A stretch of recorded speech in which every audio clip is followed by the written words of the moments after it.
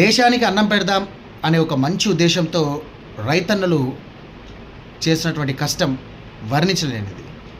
ఎందుకంటున్నానంటే రైతు ఏడ్చినటువంటి రాజ్యం, ఎద్దు ఏడ్చినటువంటి వ్యవసాయం ఎప్పటికి కూడా బాగుపడ్డ లక్షణాలు లేవని చెప్పేసి మన పెద్దలు అంటూ ఉంటారు. ఎందుకు రైతన్నల గురించి మాట్లాడుతున్నానంటే దాదాపుగా ఒక 20 నుండి 25 రోజుల మధ్యకాలంలో చూసుకున్నట్టయితే యూరియా కొరతల వల్ల చాలామంది రైతులు చాలా ఇబ్బందులు పడుతున్నారు. సరైన టైంలో యూరియా దొరకక పంటలు నాశనం అవుతున్నటువంటి పరిస్థితిలో నెత్తికి చేతులు పెట్టుకొని చాలామంది రైతులు ఏడుస్తున్నటువంటి పరిస్థితి.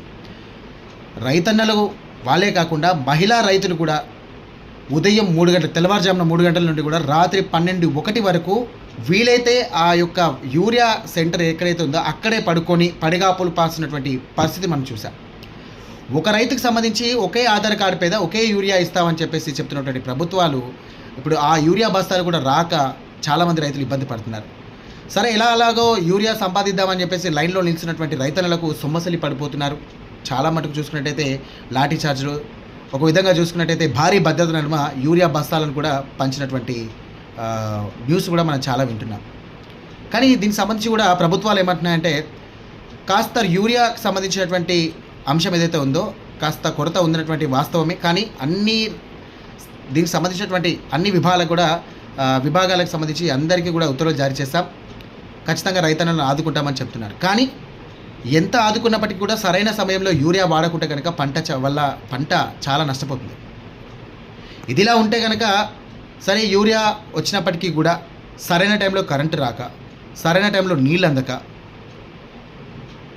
చాలామంది రైతులు తమ పంటలను నాశనం చేసుకున్నటువంటి పరిస్థితులు కూడా చూసాం. ఇదంతా బాగానే ఉందని అనుకున్నా కూడా పంట బాగా పండకపోయినా ఇలాంటి బాధ ఉన్నప్పటికీ కూడా ప్రకృతి వికరించో లేకుంటే రైతన్నపై కన్నెర చేసో భారీ వర్షాల కారణంగానో లేకపోతే దీనికి సంబంధించి కూడా ఏదైనా ప్రకృతి విలయానికి సంబంధించి చూసుకున్నట్టయితే రైతన్నలు చాలామంది నష్టపోతూ ఉంటారు. సరే, అంతా బాగుంది కదా, వర్షాలు బాగా పడ్డాయి, నీళ్లు బాగున్నాయి, అన్నీ బాగున్నాయి అని అనుకున్నప్పటికీ కూడా పొలం అంతా కూడా కోసిన తర్వాత అమ్మడానికి తీసుకెళ్తే సరైన గిట్టుబాటు ధర లేక ఎంతోమంది రైతులు విలవలలాడేటువంటి పరిస్థితి నెలకొంది.